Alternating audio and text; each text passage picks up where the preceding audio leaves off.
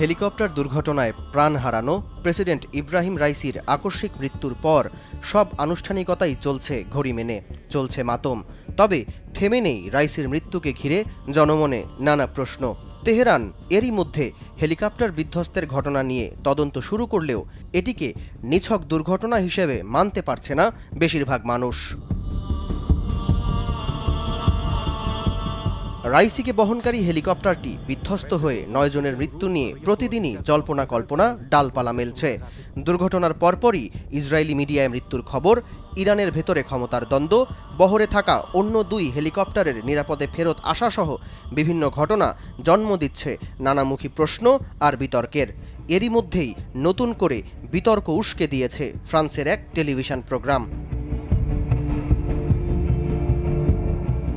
সেই টেলিভিশন প্রোগ্রামে বলা হয়, সর্ষের মধ্যেই নাকি ভূত ছিল।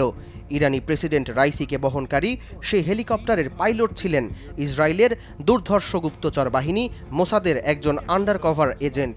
এই তত্ত্ব নিয়ে এখন সর্বত্র শোরগোল।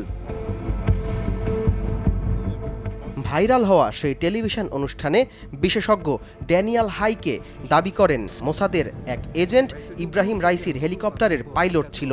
তবে এ বিষয়ে এখনও মজবুত প্রমাণ তার কাছে নেই বলেও জানান তিনি। যদিও প্রেসিডেন্ট রাইসির মৃত্যুকে ইরান হত্যাকাণ্ড বলে উল্লেখ করেনি, কোনো ষড়যন্ত্র তত্ত্ব দাঁড়া করায়নি, তারপরও একের পর এক প্রশ্ন উঠছে। কারো মতে নেপথ্যে রয়েছে মোসাদ।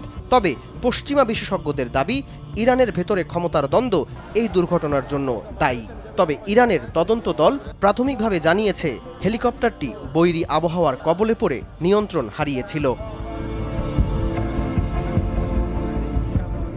এদিকে রাইসির হেলিকপ্টার দুর্ঘটনাকে নিছক দুর্ঘটনা বলে আখ্যা দিতে রাজি নয় বেশিরভাগ ইরানি জনগণ।